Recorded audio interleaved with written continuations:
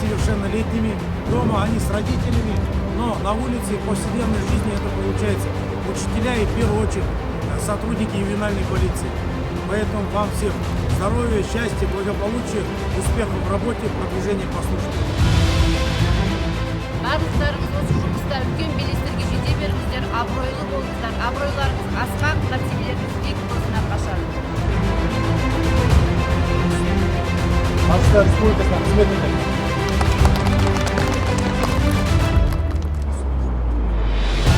Қазақстан Республикасының қызметіне.